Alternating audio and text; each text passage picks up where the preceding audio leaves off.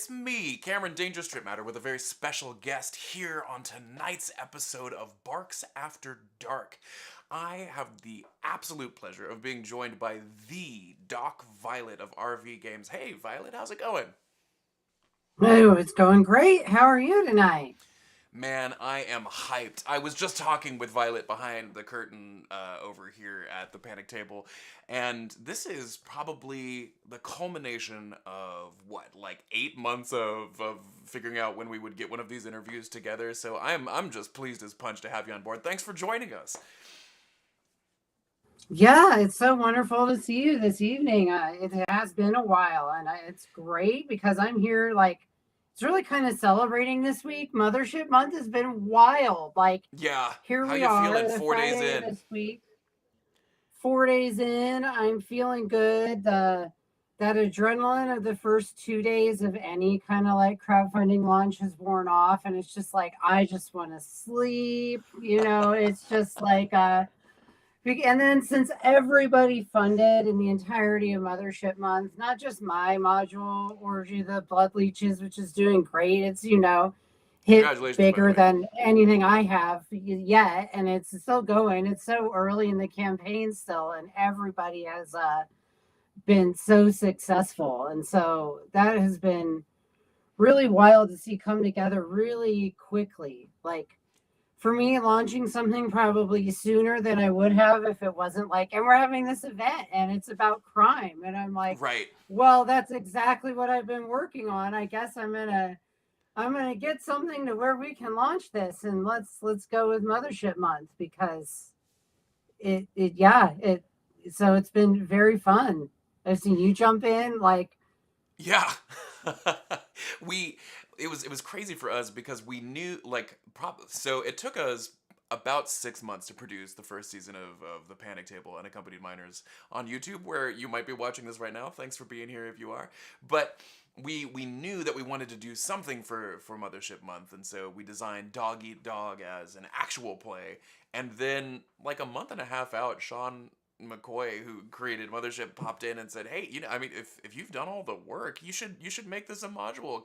Come be part of Mothership Month." And so, with maybe 5 weeks, we put everything together and just jumped into the pool. And so, I've been a little bit starstruck to be here among Mothership's heaviest hitters that have just popped out of the woodwork to all be in one place at one time. And so it is an honor to have you here. My first question right out the gate, Doc, is RV games. Are you in an RV right this second? What's the story there? I am not. It's just that we don't mind putting out a little bit more trash. We love old trashy stuff. My biggest idol is Roger Corman, who helped start a lot of people's careers in film. Yeah. But you know, so many of things are the trashiest, most low budget thing you've ever seen. But they had heart and they did. They're super good. So it's we're gonna put out schlock, but we're gonna take it seriously. Is kind of why it's I love RV that. games. That's I yes. just had the misfortune and the pleasure of watching, I think it's called like Humanoids from the Deep or something like that Oh, last I week. love Humanoids from the Deep. That is yeah, that one is so perfect, so perfect. My mom actually knows people who were in that movie. They shot it in a town where her family had a house during the time where it was being shot. So everyone went to the debut of Humanoids from the Deep. That's wild. I also wonder, like, living there, what it must have been like, especially in the 70s, to be like, hey, look, mom, I'm in this film. And then you go, and it's you being, like, assaulted by a fish man as you run naked on a beach. That's Yes. gotta be wild. Uh-huh. Yeah. Mom, look, you signed the waiver. Speaking of content warnings, I am thrilled to have you here because I think, I mean, not to toot our own flute, but between both of our modules, these full-on campaign settings and adventures for Mothership, we've got some of the tastiest content warnings as far as the things that can and will go wrong during our adventures. So right off the bat, how about you just tell me a little bit about Orgy of the Bloodleaches? What's the elevator pitch here? The elevator pitch is there's been a murder of a sex worker, a trans woman on board this giant space station for luxury living. It's about the Totally. size of the city of Oakland. is what it's designed to be, the city of Oakland, California. And Oh so wow. it's completely overrun by these leeches, and there's been this murder, and you need to help solve this murder in approximately like 2 weeks before like it will just be like shut down. No one will be able to live there. Not going to be able to find justice for this woman. So it's a powder keg murder mystery. That It's rocks. a We yeah. were talking about how this one is at least spiritually a sister to Interloper with by Silverarm. We were talking to them just 2 days ago, and you gave the most wonderful analogy using Bioshock. Uh, as would you mind just unpacking that here? We had such a great conversation before the show started, and I was like, "Cork it, let's do it once the show starts." I I will. Like Interloper is really interesting because it's a murder mystery in a like sort of shock game inspired setting. And it reminds me a lot more of like BioShock 1. It has a lot more of that sort of 50s vibe. Mm, And it's also like things have kind of gone downhill in this utopia already. While the totally. one while Orgy of the Bloodleaches, the module I'm working on, where it stations itself is like Bioshock Infinite, where you show up and the city is still like kind of in place and it's things are still there, but it's like teetering and a lot of things that are happening and it's on edge. And so it's more like Bioshock Infinite that way, where you're there right, but like right as shit is going down. It's not like a lot of other mothership modules, but at a smaller scale. Quite often are, like ghost houses. You're showing up somewhere that's Right. empty. Derelict Something has spaceships. happened. And Yeah. yeah, it's derelict. It's a research station and everyone's gone, or like a small like thing. It's not a whole city, which is a different scale that we haven't seen, while still keeping it horrifying. But that's it's in the way that it's like Blade Runner in that way, where just the Totally. city itself and how it works is kind of oppressive. I am impressed, especially like with the ethos of RV games. That like one, I'm super proud that those aren't RV prices on your page. It looks like you value your work and your artists, which is super cool to see as it unfolds. And two, that it's blowing up. Your campaign is killing it. It's so just huge congratulations as that goes through. It's only day 4, and man, look at that go. I the deluxe version caught my eyes, and you had pointed out that you like to call it like almost a full capsule of an experience. Can you unpack a little bit about what that means? Yeah, because it it's like how a lot of old games back in the when people talk about like OSR and looking back at old games, they used to put out like the boxed sort of version of a game at a time. Sure. Like, so during the Traveler era, there was this game highlighting Ashanti, which was like indoor ship rule combat rules for your party inside of spaceships for Traveler. Right, Except the right. game itself came with 14 by 22 fold out maps, a Mm, whole sheet of 100 counters, and like a rule book. And it was all in like that one box, and you could play like a campaign of this like game, but it was also something that was like slotted into your Traveler campaign, right. could be, and could use all of those pieces. And so this box is like one of those. So at this point we're up to where like we'll have 7 fold out maps, like district map, like you'll have like rendered maps, and then the like dungeon crawl maps will all be fold out. Right now paper maps were like a few thousand away from those actually being like mounted boards. That's where it's like a Ooh. capsule, Yeah. because then those can be dry erase also, and Love that. that's the Man. that is the best part, because then like if we move up to the dry erase, we'll have it so you can have like the door locks and like lights and stuff, or we'll just be able to be marked up right on the map. Like Gosh, that sounds it'll great. be great. Yeah. So I'm like, yes, this isn't RV prices because it's something that's like, if we get it up to where it can go, like right now, we'll come with counters. If we get to 33,000, it will start to come with some like standees, not player standees, but it'll have like it'll have suspect and creature, just cardboard standees. We'll add one more sheet of cardboard punch outs Sure.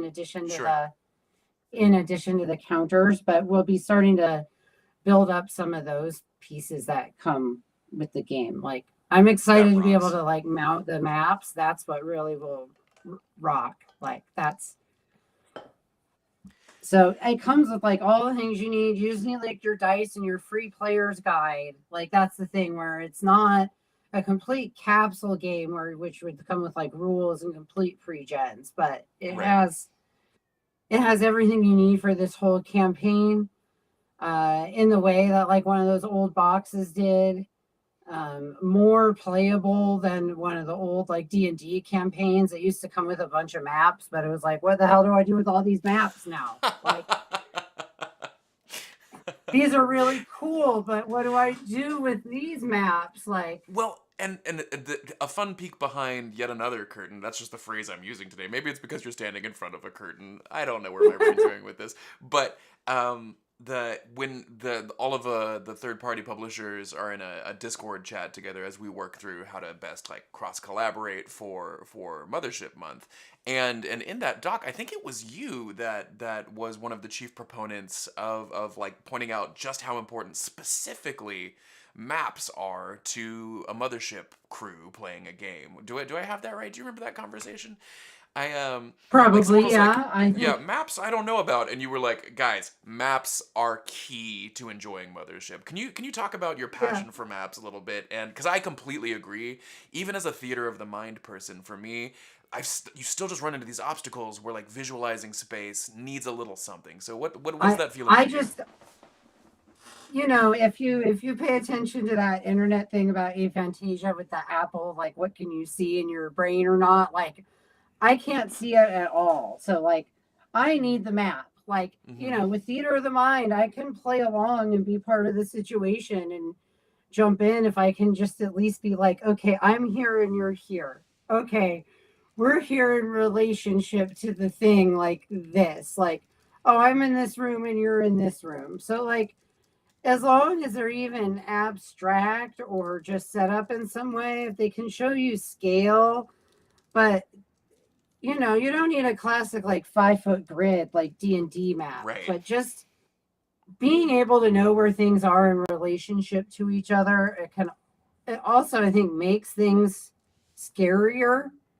I've Tell me more about I've said that. this before in a few places about how, so if you think about like movies that can be really terrifying, a lot of them, exactly where everything is. I like to think of like a Spielberg action scene versus like a Bourne Identity type action scene. Like, Okay. so Spielberg action scene, think about like Jurassic Park T-Rex is coming from behind.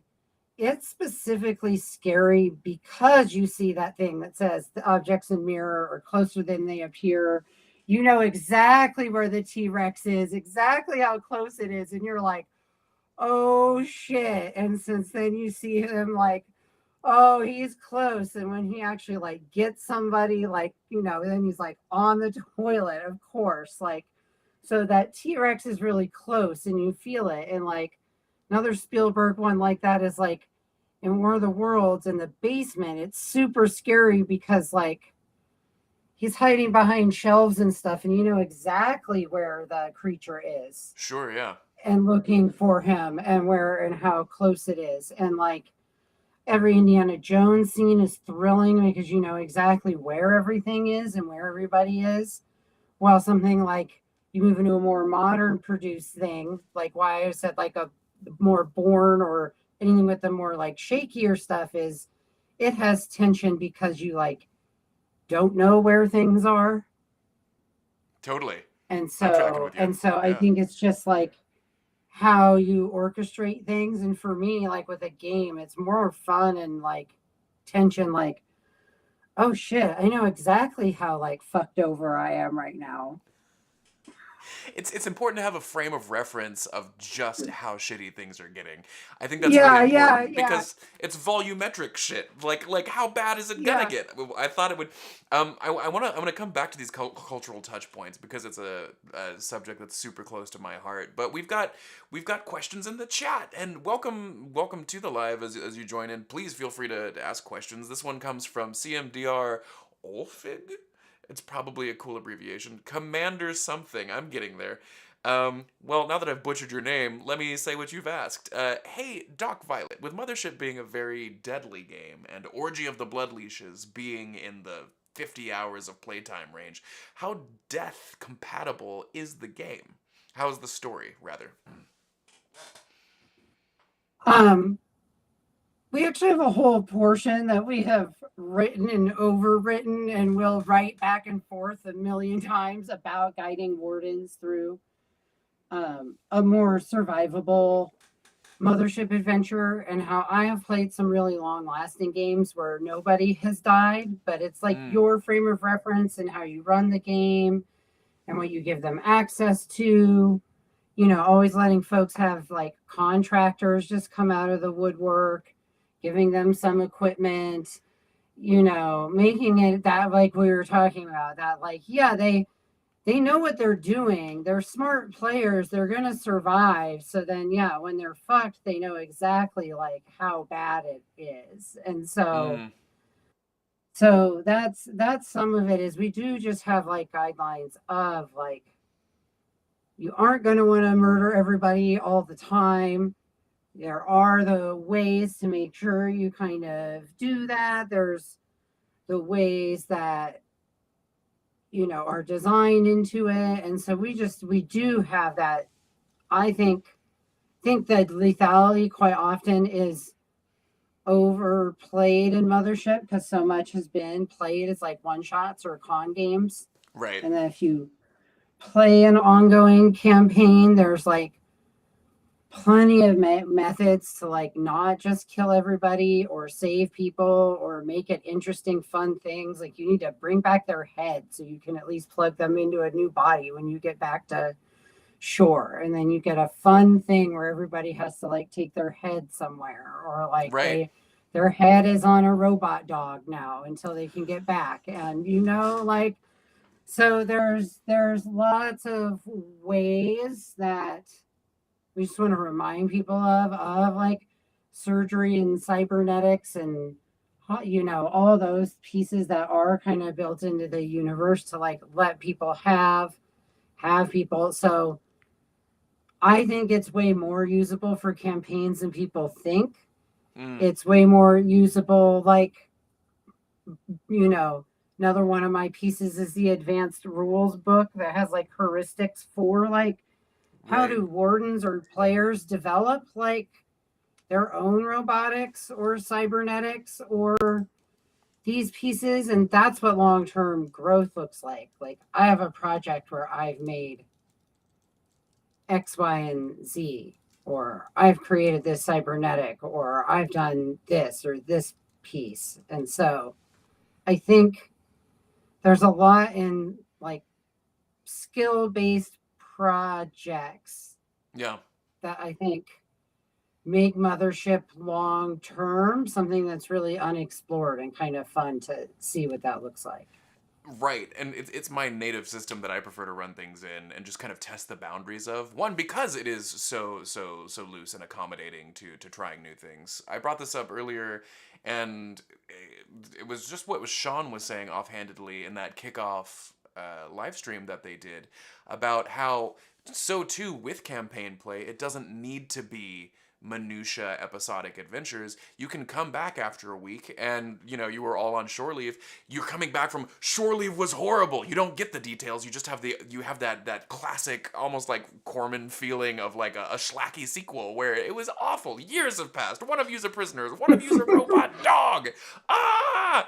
And so like lending itself to that, yeah, because I think the OSR crowd is ever faithful and very committed, but you don't have to Borg murder everybody just because that's what you did at the convention. There's so many options to play things through. Um, I'm so curious. Oh, actually, speaking of curiosity, Chris Eyre, our fellow publisher, has popped into the chat. Hey, Chris, you're a handsome devil. Thanks for being here. They Hello, say, Chris. Yes. yeah, they say hello, Violet, and ask which Bloodleach is your favorite. Oh man, because there's three of them. I was unaware they were named. Yeah. So in the module, there's three leeches. There's the psychedelic leech that taps into like brain stems and nervous system. Whoa. There's the autonomic leech that types into autonomic system. So lots of like the blood and control of everything. Right.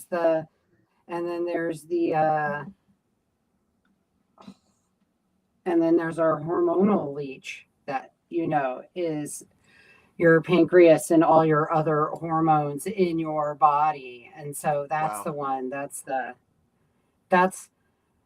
the horny one, basically. Like and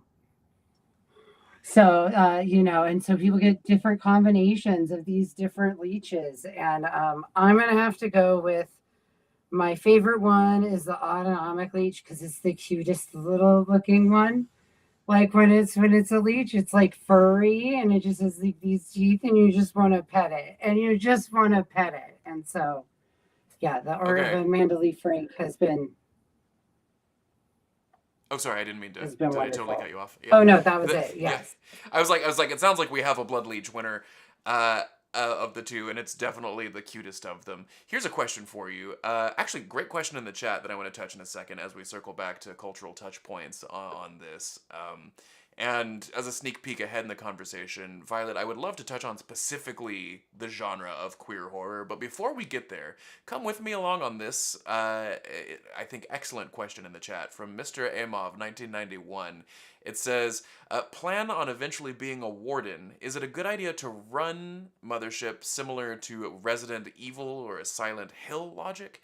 And does that give the players enough to survive, provided the players are smart? Which bold question, great question. And I think an interesting point of reference. Doctor, do you have a diagnosis for our patient? Oh, I definitely think you can have a campaign that is Resident Evil focused. Like, it's really easy to run ones that are like between episodes of kind of like haunted house modules where you're doing your figuring out how many resources you have and what you have and going through these smaller locations. Like Mothership's like perfect if you have that. It's also perfect for doing some missions like that, coming back, doing that time shift. Everyone's learned a bunch of skills. We're going to do a different kind of mission now. We're going to Right. do this like longish campaign kind of thing that we bought that we know we're in for a longer piece.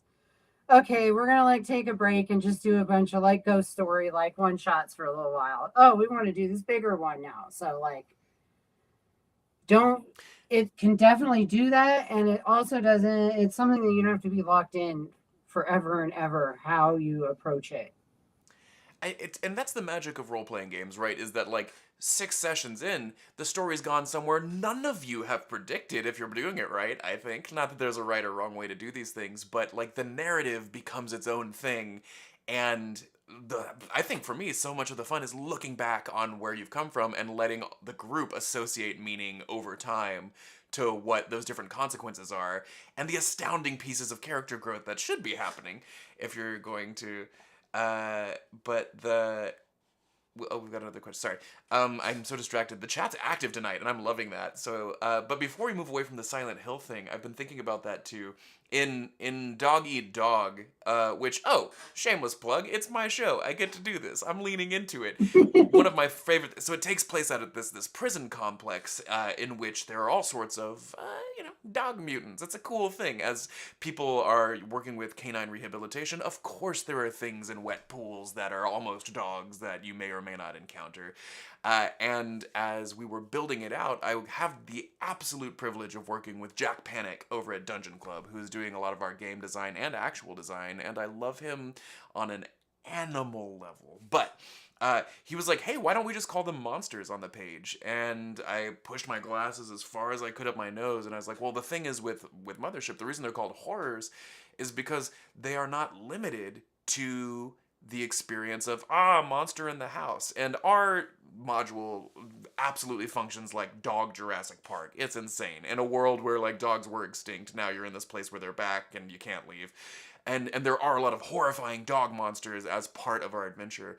But to limit those horrors to just being dogs, it's a lot like what you were saying, Doc Violet, is that things like can change from adventure to adventure. And so, yeah, one should absolutely be the things are closer in the mirror than they appear. It's right behind us. But then the looming specter of disease or misfortune, or even just one really bad dude who has greater, more ominous plans, I find is a great way to shake things up. Pressures that come from society, psychology, sexuality. And with that, I think I'm making a really clean segue here into the genre of queer horror. So, one, would you agree with that? Disagree? Give me your tasty takes, Doc, and then lead us on a guided tour of this very specific, very important genre. Yes, I would. That's exactly what it's about like what do these sorts of things tell us about people in society? What is horror like? You know, horror means something and what it looks like to people and what is horrifying at any given moment in time. And you can play on that. And that's what Orgy of the Bloodleaches is really trying to look at. Why I say it's a queer horror story is to think about some of the things you see in it are very much will play immediately as like grotesque, like, monsters, like you would say on the page there. But if you look at them, they are not necessarily monsters. They may appear horrifying at first, but you have to like think about, is it because I'm not used to seeing something that looks like this? Mm. Are they living in a way that's different, a way that looks foreign? Are they living in a way that, people are making them seem as they're driving fear? Are people making folks scared of something they don't understand? And Mm. so that's some of the, like, the module does end up centering on the party ends up making one big like moral decision as part of the module that it's Oh, like wow. centered around. And so that's some of where it's also like queer horror, thinking about some of the like social horror, like Jordan Peele's work, that are all based Mm. on like this kind of like moral, social sort of horror. And so that's that's why it's queer horror. But then there's plenty of moments where it is just like there's a creature tracking us down Right. and we have to get through here. We have to find clues in this room. We're doing some crawls through basically a derelict area. Like at its heart, it's still a city and dungeon module where you're talking to people and doing an investigation in the city, gaining access to a place where you do a more like crawl themed, finding clues and pieces of things, coming back, moving your way through your districts until you get to where you need to get to where you're going. Right. So Just ultimately, classic it's adventure still stuff. it's a classic adventure city module in its sort of structure where it is open, but you're working your way through it, like to get to where you're going. I think you've touched on something I'm super passionate about and why I absolutely geek out about specifically horror gaming and tabletop role playing, and it's because it has such a clarifying effect on character growth, on discussions of identity as you search that out.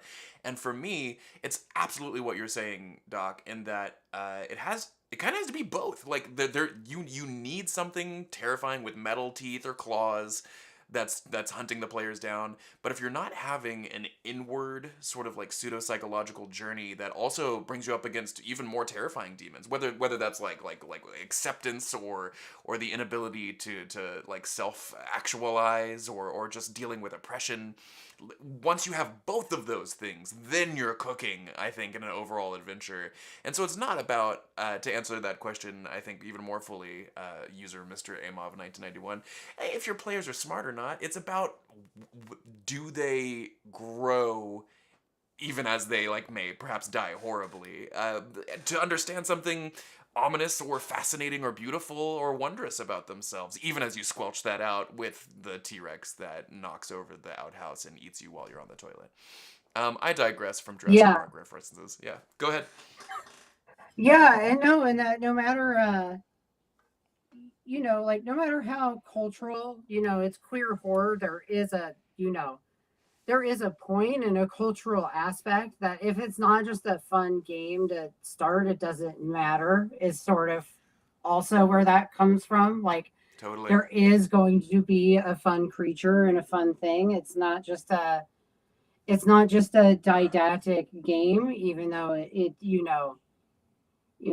is saying something, but that's not its main purpose. And there are Right. some games you play where you can tell it's the There's a moral opposite, and things here. get in the Yeah. yeah, and the moral gets in the way of the game rather than being something that like emerges,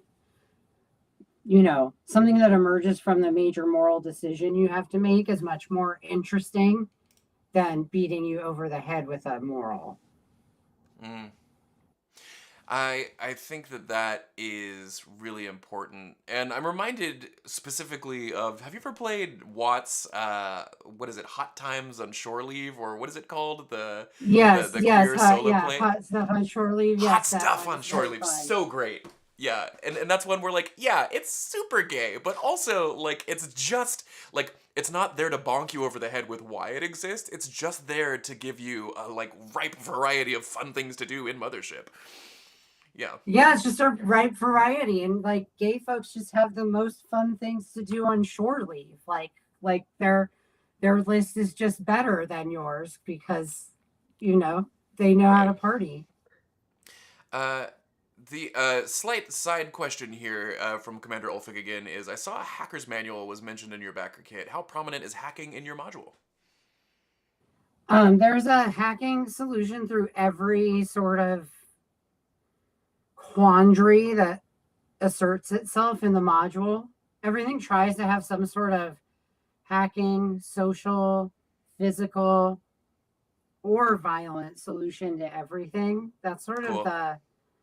some of the pillars, some of that sort of immersive sim inspired design where I think about like at least 5 or 6 ways you could do every single thing, knowing that actual players in reality will then think of a million other ways you'll never think of. And but at least thinking of 5 or 6 through lines I can think of is sort of how I write and design anything, which is why there will is a hacker's handbook network. It will be quite extensive for this module because you will have every section of the station. By the end of the module, like the network of that station is a giant tool like weapon in and of itself. If you've, taken the time to hack it and have access to everything throughout, then by the end, a hacker has control of an entire space station of 500,000 people. Like, Bananas. yeah, Here's a question for yeah. you. Like the concept for me, I find is so cool. How for you? And if this is a boring subject, we can absolutely move on after a brief answer. But I find when it trying to implement the hacker's handbook, it's something that someone I feel like, unlike a lot of Mothership stuff, they do have to do a little bit of homework to like fathom how to really implement that thing.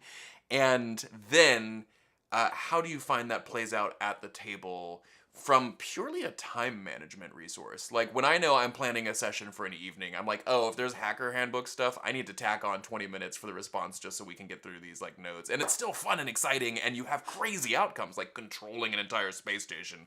But for me, it's always well, and I think it's because I play with lots of new players. Very rarely do we have just old hands at Mothership at my table. So uh, I think Yeah, there's a no, question somewhere it in would there. be folks. It'd be folks who are old hands, and it's more even as reference, just knowing about like it really clarifies like, oh, we picked up a key card off of this guard. Mm. Like as a warden and players being able to look at that on the network and being like, oh, that means we get access to like these doors and this set of areas. It gives us these sorts of things. Okay. Oh, and that connects over into this network. So, like, as a planning tool when they're like trying to get into places or do things, That's is smart. where that network comes more into play for where I think of it. It's more like some blueprints they have that can help them be like, oh, but I have control of this. So, if we could hack, we need to get them over to this terminal first. And if we can get them in there, we can control this area as we're trying to do our piece. So it's just Am, like trying to open up those solutions for yeah, am I hearing people. you correctly that like it's not just solution like I've seen a lot of hackers handbook stuff play out where like you hack it and then you get basically the treasure inside the hack. But I love what you're saying, and let me know if I'm on the right track here, is that like hacking creates leverage. Like there's means to further innumerable ends. It's not just about like knock on the door, get the thing. It's knock on the door and open up the possibilities. No, it is. It's open up possibilities if you're controlling parts of a network. Um, it's open up the possibilities of then like, okay, I need to get in here, but I can only get through that with his personal tablet. So now we're gonna have to seduce this captain to get their Classic. tablet Yeah. so we can do this. So like a lot of a hacking solution, and Sean talks about this, is also a social problem. So it like gives like social engineering and those aspects part of what hacking adds to things. So like those charts are like the least of it. Like Mm. they just are enabling that sort of thinking of where you get leverage, you get access to things, it gives you new pieces, you It's can, strategic. Yeah. yeah, it's strategic. So that's where the hacking and those networks comes into play. And like it's so cool if you're the hacker player to have a little like 80s looking like network little notebook that you can flip through and look at the pages and see how things are connected. And I mean, the way I write the networks is I don't start with a network. I write a module very narratively. Mm. That's sort of where I am, like solo first, where I kind of like write through what it looks like to like play through once, almost writing a after action report of myself. Oh, that's And then cool. that lets me just set up like narrative, and then I start to structure it into actual like blocks with like description and items and NPCs, and like actually making it look like more of something. And so in those narrative phases though, then I start being like, oh, this NPC has a key card, here's a terminal, here's this, and I start like thinking about where Right. things are and then mapping from there. And there's the singles bar on the So space station where that captain goes, and it's just two there's high that singles ties. bar, and the singles bar ATM, what do you know, is attached to this network, which you can Exactly. actually tap into from the alleyway right here if you're smart enough. Like, so then there you go. Then your hackers network just makes some drama. Speaking of access, I just glanced at my watch and realized I blazed past another shameless plug opportunity here. So I want to just thank everybody that's in the audience. Thanks for coming here and supporting all of these things on Mothership for us. We're tickled pink that you've made these projects what they are, and we're only 4 days in.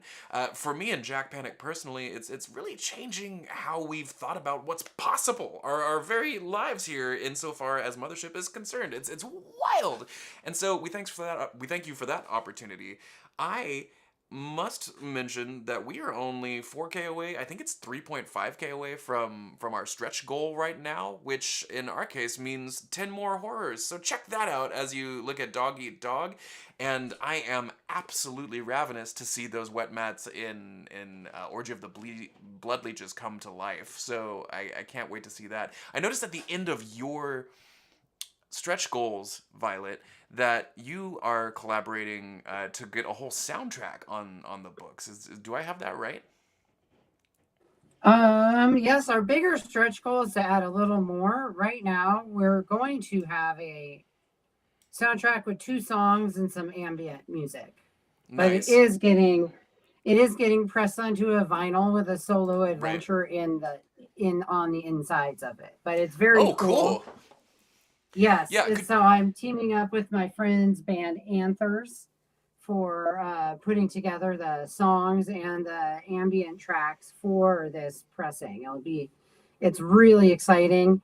Anthers is a like post-punk noise rock band, so they oh hell are yeah. very, very, very gnarly, very rock, and very great for what we want out of this. And their ambient noise tracks that they'll make as part of this will be really cool. And so, yeah. Yeah, I want to talk a little bit about one of the my favorite things about this community, especially Mothership, is how many people both enjoy and intend to create modules and stuff. And so, as the third party publishing crowd balloons, uh, I find that it's a great opportunity to sit at the feet of mentors such as yourself and learn little things. So, can you tell us about your production workflow as far as like working with editors, working with these artists? What is that like for you? I tend to work with like the same people over and over again who I have like relationships with. Like those are I have like a small writers group of people who I work with, people who I like distribute or publish and edit for. I just work with one editor for myself. And a lot of that just comes from I require lots of editing hours. Like my editor needs to be my friend, otherwise it's not going to work out. I'm going to you know, I have a tight editing relationship. We're like, we have like live meetings on the books like at least every other week, always checking on things like even if I'm not writing, then it's talking about why am I not writing? Like, mm, so for me, having an editor who's like signed on as like editor and his partner, where it's like flat fee and equity, not by hour for dev editing, helps me a lot just because sure. I can just edit like early and often versus having to like pay by the hour, trying to like get drafts ready for if you're going with just a dev editor freelance. Sure.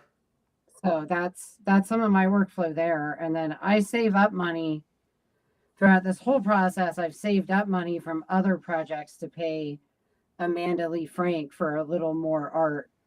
Awesome. So Totally worth it. so Every that cent. yeah. Yeah. So that like most of the spot art is done. It's the really expensive, like full spread pieces that this BackerKit campaign is paid for with Amanda. Mm. These are these are going to be gorgeous. This is going to be so fun. We're writing a miniature graphic novel that goes through the module. Awesome. Commander Ulfig is back in the chat. What does he have to say now? He says, "Would you say that?" And this actually, you read my mind, Commander, because I had a question along these same lines. Doctor, would you say playing through the solo version of the module is a good way to prep for it? I think playing solo is the best prep, and especially when you're playing solo the way suggested by this module, which is also the way that so my solo rules are just cribbed from Watt's solo rules for Cloud Empress. Like Watt and I have talked a lot about those, and They're the when best. you mentioned Watt earlier, like we talk about game design, where we chat, where so we have an ongoing like just these sorts of discussions, and so the solo play with Watts especially is it's emulated players, not an emulated GM. So you're more like running little automated characters around and seeing Oh, what fun. they do and seeing what happens. So playing solo is actually a lot like running through with the most unpredictable party you've ever had and seeing what they do and see what breaks. And so playing solo that way is a great prep. It's a great way to learn the rules. It's how I get around of play testing out of like, this is a really big module. Like, this is like 7 districts with like 10 areas each with a crawl area each. So play testing is a real beast. So being able Yeah. to play it solo without having to get groups together to at least make sure things are generally holding together is it works well. It's it's so fun too, specifically with Mothership in that framework, because it's going to do its best to find the seams and rip through the edges of what you thought was possible in your own story. It's going to, just like the dice alone, will completely take it in directions you don't think that they would. So I think that's brilliant advice. We have just a little more time here to talk about stuff, and then I'd like to open up for any questions or, just personal accusations between each other. Violet, what, and on the subject of game design, um, what do you mean when you classify the work you've done here with Orgy of the Bloodleaches as social immersive simulation? Um, so I'll talk about it in how, like, when Ursula K. Le Guin talked about her writing, she talked about how I'm science fiction, but I'm social science fiction, where she liked to take social situations and then speculate over what that would mean and what that would look like versus like, oh, technical. Like the classic science fiction is like, what if we had teleporters? What would that mean? Right. What would society look like? And she was more like, I want to write The Left Hand of Darkness. What if everyone was ambiguous in gender or both genders and there was no sex or gender to get in the way of humanity? What would that society look like? Right. And she would write about that. And so this is a social immersive sim, and that like immersive sim is like you have a game where you have set up some systems and ways they interact and ways that things happen, and these creatures do this and this happens, and different aspects between factions. And so it's an immersive simulation, but thinking about it then like socially, like what does it really mean when you have this like one murder that could cause a flashpoint anywhere. So to where Totally. your like social manipulation of these systems can mean a lot, and really, really subtle things can have really drastic results. And so making sure that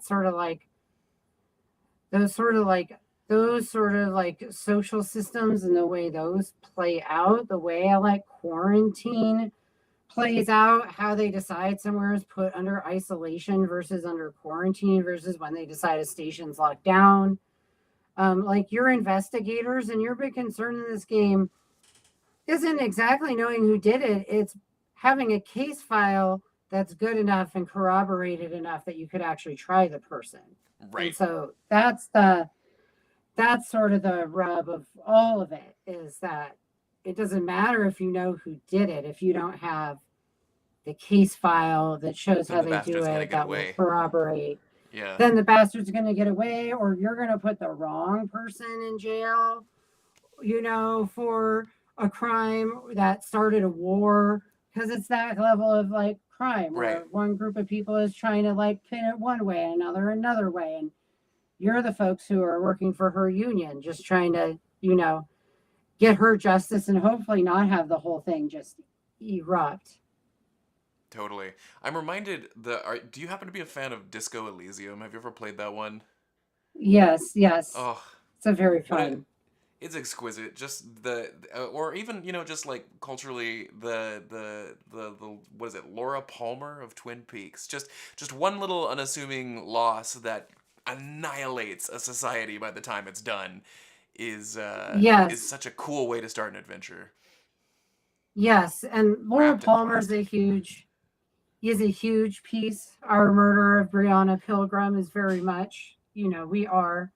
This module even will feature a D20 table of cryptic dreams for featuring during the nights of your Oh, that investigation. rocks. I love that kind of stuff. Yes, yes, yes. So there's a lot of, if the graphic novel of it is basically like Twin Peaks Fire Walk with Me, is specifically the influence on this book. Because Brutal. Twin Peaks Fire Walk with Me, like the full cut is really long, and it's actually Hmm. like Twin Peaks Fire Walk with Me are the final 2 weeks of Laura Palmer and something Banks, the other girl. And so that's sort of what the graphic novel is at. It's the final 2 weeks of Brianna Pilgrim and how she Wow. crossed paths with all the other suspects throughout her final 2 weeks. So that's the graphic novel that intersperses throughout the like maps in the game Right. in It's the the our hardcover town book. of it. Yeah. It is the our Wow. town of it, yes, the Yeah. our town. So we go everywhere all over this, largish space station. Because it's not like Prospero's Dream where it's millions and millions of people. Right. It's nearly infinite. Yeah. No, this one is like 500,000. A lot of it is in California nowadays. There's this city like California Forever. They're trying to start this like new city, and it's like, What? I had no like idea. venture capitalist like utopia city. So everything is the most like perfectly mixed use, whatever, and all these shiny like happy people, and not like showing how there's like no water rights or like actual like there's no trains that connect for like public transit to the rest of the Bay Area. So on the weekends it's going to be awful there. There's not going to be everyone who lives there working there and vice versa. So, Sounds like a but it real is Fire this Fest like, situation. yeah, but it is this real like, what if everything looked great for, like white working class work from home folks? We have the nice, shiniest live work amazing like, condo situation you've ever seen. That's sort of that's the space station they've established, with of course an entire working underclass that is on a lower part of the station. Mm. He, I mean, can I toss you kind of like a medium to hard ball? Is this something we can do here? I'm. Let me know if Yeah. this is the what social, moral, ethical, you name it. What responsibilities do you feel as a third party publisher for a beloved game system, and do you feel that other publishers should share those responsibilities? Um, If so, you could also be like, nah, man.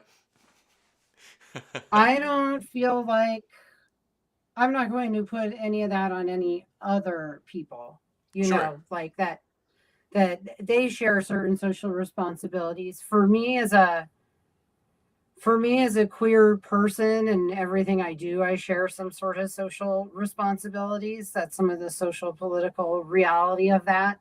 Yeah. And so I do take that. I do take a socio-cultural aspect and have a queer aspect and inclusive sort of vision towards everything, no matter how horrifying people might look and see, like Orgy of the Bloodleaches. I'm like, actually it's about love. So there you go. Like in the end it's actually very hopeful and about love, and Yeah. you can and so that's sort of for me that's what it takes. I think what my other creators owe is the same thing that at least Mothership owes with their licensing, is that no one's putting out any bigoted content. Right. No one's putting it out anything that's actively harmful.